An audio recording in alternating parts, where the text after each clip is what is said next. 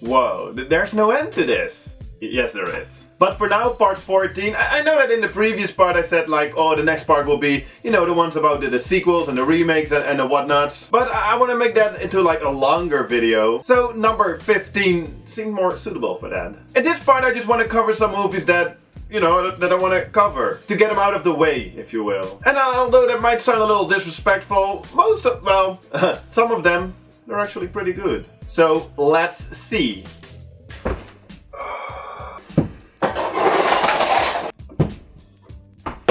First movie, we're in Europe, France. And well, after covering movies like Martyrs and Frontiers and Inside, I guess it was only a matter of time before I would review Don Mapo, In My Skin. Nah, I'm just kidding. It's Il Dem or Shaitan. No, seriously, it's High Tension. Haute Tension, or even Switchblade Romance, I believe as it's known somewhere. Oui, let's do this. Let's watch it.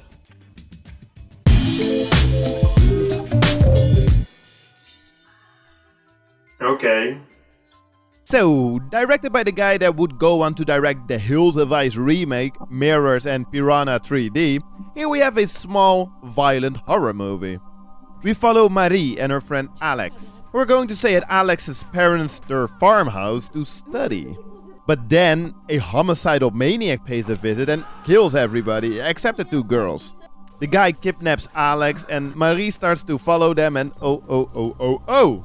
So yeah, it's a fairly straightforward plot, very simple, but you know, horror movies don't have to be complicated to be entertaining.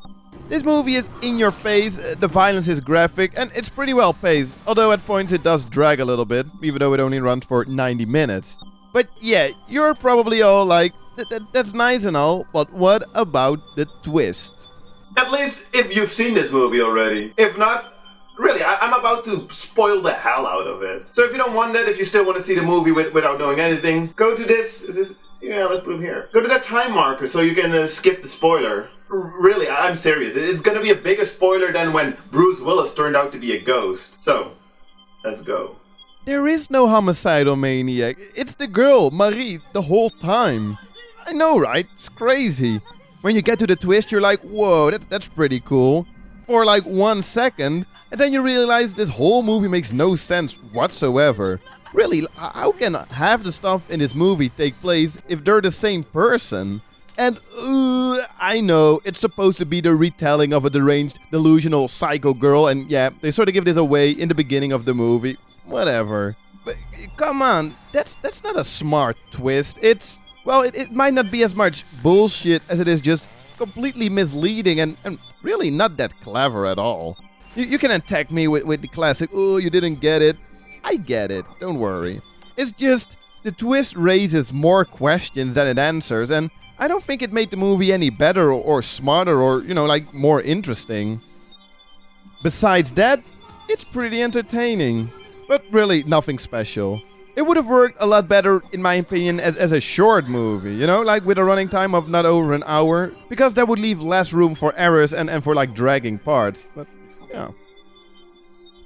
I've also read a lot that this movie is apparently, well, at least leading up to the twist, that it's a rip-off of a novel called Intensity. I haven't read the novel or saw the TV movie adaptation, and I really don't like to confirm stuff that I can't confirm, but I thought it was at least worth mentioning. So if you just want a quick popcorn entertainment horror movie, check it out. Just don't expect anything mind-blowing. So let's stay in Europe and jeez, Belgium, it's so close to the Netherlands, and even though I've never covered any Dutch movie, this is already the 4th Belgium movie. I guess you guys are just a little more disturbed than we are. Ex-drummer, or, you know, ex-drummer. I know, right?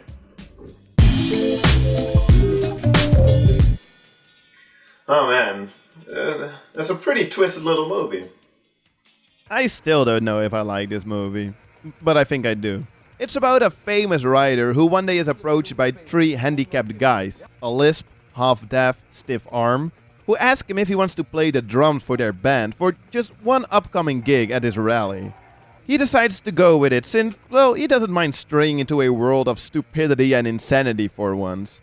And soon, he sort of takes over the band and gets involved in the personal lives of the 3 band members. This is pretty far from traditional Hollywood filmmaking and, like Hollywood narrative and Hollywood morals. The story is original, and even though it doesn't really go anywhere, it does give us enough material to go with. It has a cool visual style, sometimes quite surreal, and the fourth wall is often broken. I've read quite a few haters' comments saying that, well, if you like this movie, it's just because you want to feel smart and artsy because it's so, non-Hollywood. But that's such a simple attack. I do like this movie because it's different, but not to feel cool or smart or better than anyone else. It's just, this movie, it plays with your expectations, and it gives you something you really have no idea how it will play out. And I like that, it's original. You don't often have a main character who is actually just a complete asshole. He's just exploiting these low-life guys for, I don't know, like his own pleasure, to pleasure his twisted mind. While talking about Caligula in a previous video, I explained how they both speak Dutch and French in Belgium. This movie is in Dutch, but the dialect is so strong I had to watch it with subtitles because really, it is really hard to follow. If you watch a dubbed version or if you're completely unfamiliar with the language, I do think that stuff will get lost in translation, since I believe the way they talk and interact plays quite a big part in understanding the different characters and their relations.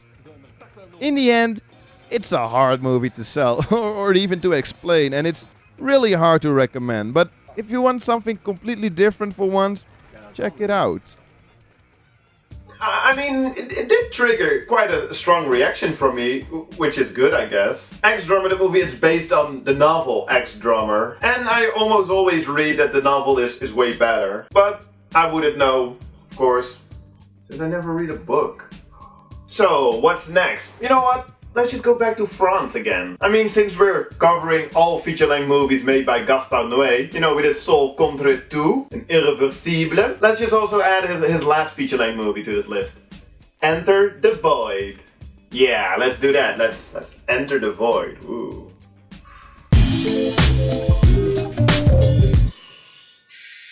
That was long. And a lot. That was... It's about a young man living in Tokyo, making a living as a little drug dealer, until things go bad. As in, he gets killed. But don't worry, this isn't a spoiler. This is basically what the whole movie is about. Because from here on out, we follow his out-of-body experience, following more or less exactly the Tibetan Book of the Dead, the book he was reading before he got killed. The definite show stealer in this movie, it's the visuals. This movie really is a visual spectacle and an exercise in technical filmmaking. From the amazing opening title sequence, it's like an almost 3-hour-long visual trip. The cinematography, it's fantastic and it plays a big part in the movie. Depending on what part in the movie you are, it's either shot from a first-person POV, just behind the back of the main character, or from a top view. And some of these shots, they're technically really impressive and detailed, like the blinking of the eyes during the POV shots. And while drugs play a big part in this movie, I mean, we get this visually amazing trip sequence early on in the movie, I don't think it's really about the drugs. Although the director might disagree with me on that, because he claims that everything that happens in the movie after he got shot is just a trippy nightmare based on the Tibetan Book of the Dead. My only complaint about this movie? It's too long. Really, it goes on and on and on. There's no end to it.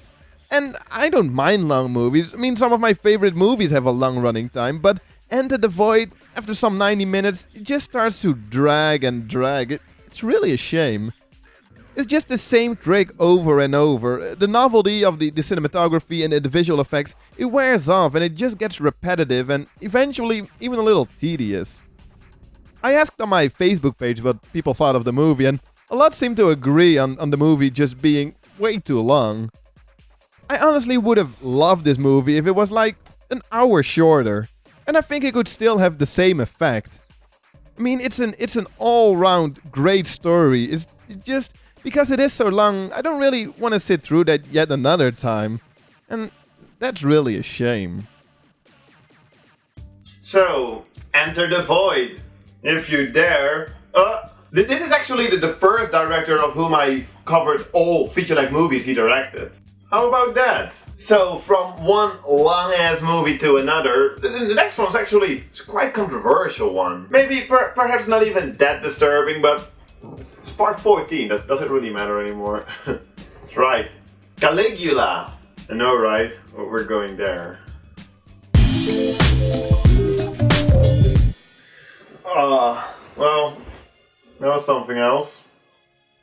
The infamous erotic historical drama starring Malcolm McDowell as the third Roman emperor, Caligula. Perhaps best remembered, definitely according to this movie, for his extravagant lifestyle, misuse of power, and lots of sexual get-togethers. Perhaps even more interesting than the movie itself is its production history, because basically, it was a recipe for disaster.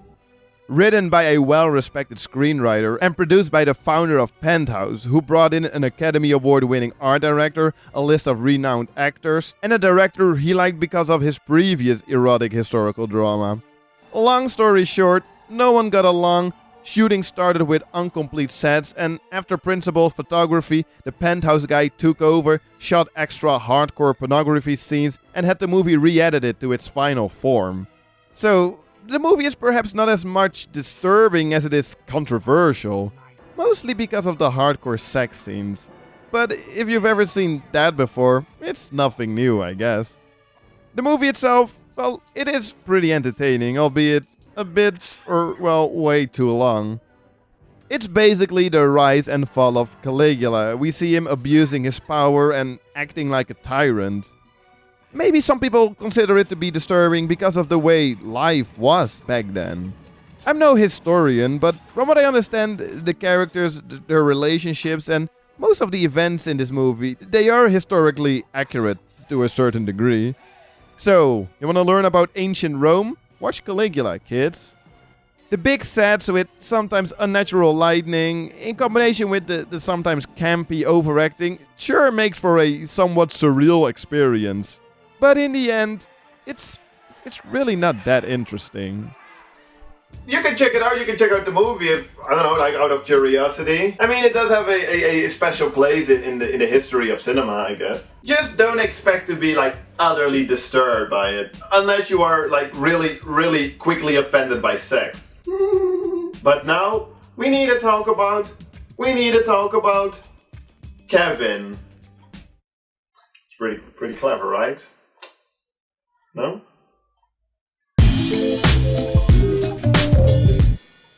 Yeah, that's a good movie. It might just take you a while to get into, or even 2 viewings to really appreciate it. Because the first time, the non-linear narrative might be a little confusing. We don't get the 8 years earlier or later thingies, which is good because really not everything has to be spoon-fed. What we do get is this lady, who seems pretty unhappy, pretty depressed. We jump forth and back in her life, and it is soon revealed that one part of the movie is pre-something bad happened, and the other half is post-something bad happened.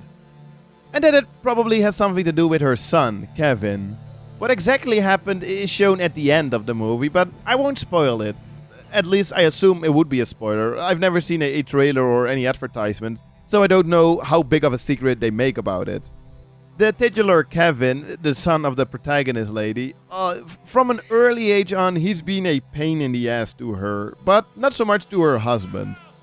This movie basically shows the struggle this woman has with bringing up Kevin and the direct and indirect aftermath of the something bad that happened. And this jumping forward and back, it's actually a really big part of the movie. It's sort of like its own character. And in my opinion, it works because it really shows the contrast between like how she's acting and feeling in different parts of her life. And while I'm not a big fan of Tilda Swinton, she is a good actress, and here she really gives a fantastic performance. As is the part of Kevin. I love how they casted 3 actors to play Kevin at different ages and how believable it looks. And each one of them is equally as annoying, in a good way. Not that it is good that they are annoying, I mean they're like, ugh. But for the movie, it works. So yeah, the movie might not be as much disturbing as it is just really, like heartbreakingly sad and depressing. Although the end, it is pretty shocking. But it never needs like graphic or gory scenes to make its point. It's all in the narrative and the actors' performances. And that in combination with sometimes beautiful, like almost abstract shots and lots of color use, yeah, it's a great watch. Yeah, it really is. The second time I saw it, I did appreciate it even more. I think just because I understood right off the bat like what was going on, and it, you know, you'll get more involved with the movie. So check it out. Unless you really don't like non-linear narratives and you really like to have like everything like spoon-fed. And I'm really not trying to sound demeaning, but it's just that. I do think that this movie, like, that you need to like fill in the spaces in between yourself. Choo! Yes, yes, yes. So that's all for part 14, which means that next up is number 15. And like I said in the beginning, that one is going to be a little longer. Gonna cover more than 5 movies. Hopefully, that'll be fun. Right? Okay. Tell your friends.